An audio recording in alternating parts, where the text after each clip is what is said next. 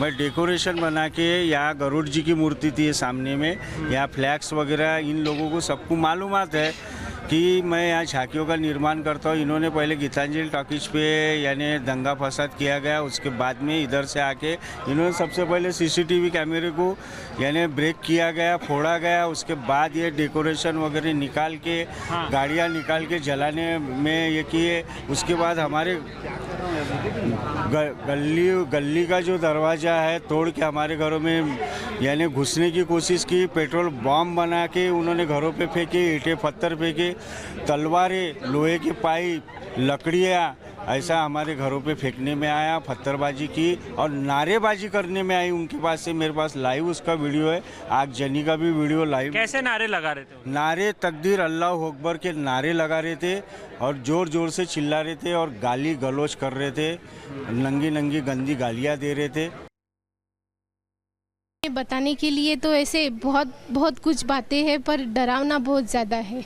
7:30 पौने 8 बजे की बात है ये।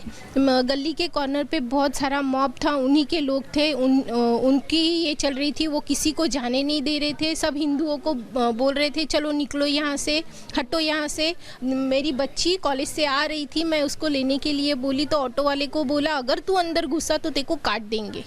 ये कहा उन्होंने? हाँ, यानी तू जिंदा वापस आएगी कि नहीं ये हम नहीं बता सकते, इसलिए तू जा मत। पर उन्होंने निडर होके बच्ची को छोड़ा, मैंने उसको लिया और वैसे ही दौड़ते दौड़ते घर में आए। जैसे ही घर में आए वैसे ही मॉब आया और मॉब के पास बहुत बड़ी बड़ी लकड़ियाँ थी, पत्थर तो बहुत ज़्यादा थे, बहुत इस पे थे और पेट्रोल था उनके, हाँ बॉटल्स थी उनके पास पेट्रोल की। गाड़ियाँ फोड़ते फोड़ते हुए आए। ये कूलर के ऊपर एक जन चढ़ा, वो कूलर पूरा पीछे लिया उन्होंने और वहाँ से हम लोग दिखे, हम खिड़की में से देख रहे थे तो कांच और पत्थर हमको मारे। और फिर वो होने के बाद ये दरवाज़ा बंद था तो दरवाजे को लात मार रहे थे, लकड़ियों से मार रहे थे। ये गाड़ी को नीचे ये गिरा दिया था और पूरा पेट्रोल बह रहा था। फिर हमारे हिंदू बच्चे आए, उन्होंने वो अंदर डाली गाड़ी और बोले नहीं तो आग लगा देंगे, कुछ भी कर सकते हैं वो लोग। इसीलिए बहुत तनाव था, बहुत ज़्यादा। नहीं, आपकी आवाज़ में भी एक डर दिखता है।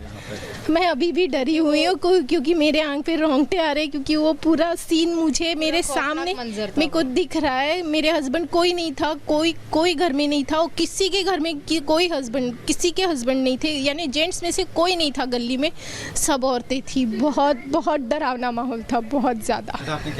मैं वीडियो बना रही थी यहाँ से जब उन्होंने कूलर सरकाया, वरना कुछ लोगों के चेहरे आए उसमें। वो जो माहौल था, मैं शुक्रवारी तालाब से यहाँ तक जो आई वो ऐसे जान हथेली पे लेके, क्योंकि हमारे आजू बाजू से पूरे वो लोग जा रहे हैं, उनके नारेबाजी चल रही और जाने नहीं दे रहे वो लोग, रास्ता अड़ा रहे हमारा। वो सीधा बोल रहे हैं कि तुम लोग अगर वहाँ चले गए तो तुम्हारी जान बचेगी कि नहीं हम गारंटी नहीं लेते, जाओ ही मत बोले। हमको उधर साइड चेंज कर दिया, बट फिर हम लोग आ गए जैसे तैसे। यहाँ 800 से ज़्यादा की पब्लिक मेरे को नज़र आई, जो बहुत खौफनाक माहौल था। फिर वहाँ से हम धीरे धीरे घर आए। जैसे घर आए वो लोग आके आक्रमण करना शुरू, वो गाली गलौज कर रहे हैं, बहुत तोड़फोड़ की उन्होंने और वो डरावना माहौल हो गया था बहुत ज़्यादा।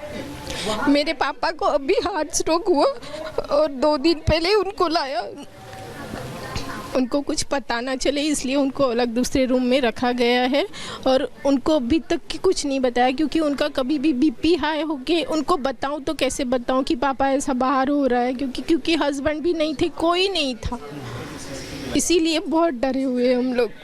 संभल रखें, धैर्य से काम ले। बिल्कुल वो धैर्य से काम लेंगे, पर जो डर जो देखा है ना मंजर, वो बहुत ज़्यादा खौफनाक और बहुत डरावना है।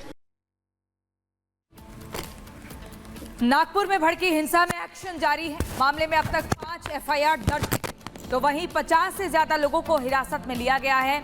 एक तरफ जहां प्रशासन अपना काम कर रहा है तो वहीं हर एक आरोपी की तलाश भी तेजी से की जा रही है और साथ ही सियासी पारा भी चढ़ा हुआ है। देवेंद्र फडणवीस सरकार जहां इसके खिलाफ सख्त एक्शन की बात कह रही है तो वहीं विपक्ष सरकार पर ही सवाल उठा रहा है। आखिर क्यों? ये रिपोर्ट देखिए।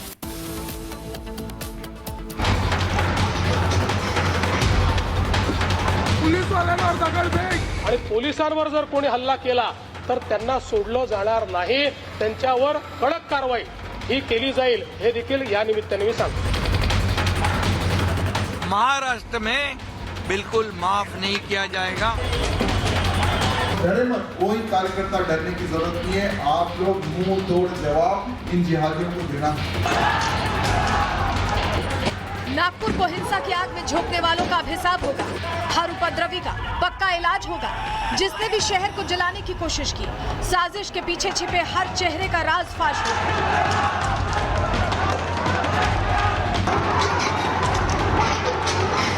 ये साफ हो गया है कि नागपुर हिंसा में शामिल उपद्रवियों का टारगेट पहले से फिक्स था। जानबूझकर हिंदू समुदाय को निशाना बनाया गया। अब ऐसे में जो भी इस अपराध में शामिल था, मुख्यमंत्री देवेंद्र फडणवीस उस पर कार्रवाई की बात कह रहे हैं।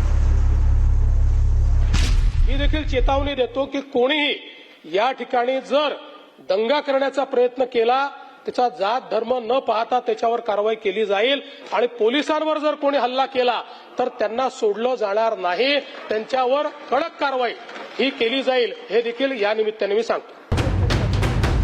महाराष्ट्र विधानसभा में नागपुर हिंसा पर बोलते हुए सीएम फडणवीस ने उपद्रवियों को चेताया, तो वहीं डिप्टी सीएम शिंदे ने औरंगजेब के समर्थन में हिंसा फैलाने वालों को देशद्रोही करार दिया। नहीं जाएगा।